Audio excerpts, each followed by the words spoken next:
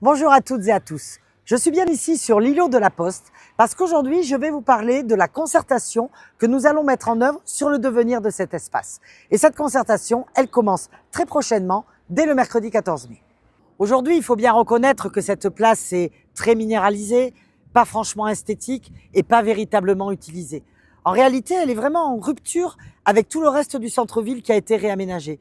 Et je crois que c'est vraiment le moment d'attaquer cette troisième phase du centre-ville pour pouvoir le finir ici avec cet îlot de la Poste. Alors, comme on est bien en centre-ville, il va y avoir des impondérables. Le premier, ça va être forcément la nécessité d'une présence de l'habitat. D'abord parce qu'on n'en a pas fait dans les 2 premières phases de l'aménagement et ensuite parce qu'il y a une demande. Pour vous donner un seul exemple, en 2024, on a à peine satisfait plus d'une demande sur 10 en ce qui concerne le logement social. Donc le premier impondérable, l'habitat. Mais je ne veux pas que de l'habitat sur cet espace-là. Ça ne correspondrait pas à notre centre-ville, à la place de Carpinet, à la place des Arts. Il faut qu'il y ait une continuité et il faut qu'il y ait des espaces publics. Il faut que l'on puisse respirer. C'est pour cela que j'ai besoin d'une concertation. La concertation est possible parce que c'est un terrain communal et donc un terrain public, et aussi parce que le centre-ville appartient à tout le monde, et donc tout le monde peut être concerné par ses usages.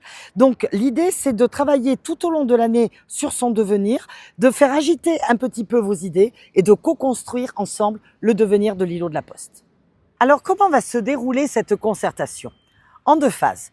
La première du 14 mai jusqu'à l'été.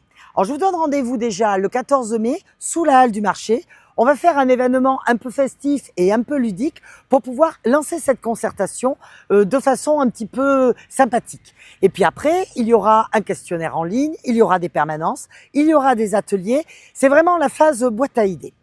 On laisse passer la pause de l'été et à partir de septembre, on va travailler à partir d'expositions qui va retracer l'ensemble des idées et comment est-ce qu'on fait pour rendre ce projet viable? Comment est-ce qu'on fait pour rendre ce projet réaliste? Ça sera l'objet des ateliers de la partie d'automne.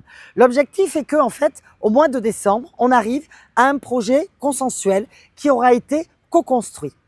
On a du pain sur la planche. Je vous donne rendez-vous le 14 mai.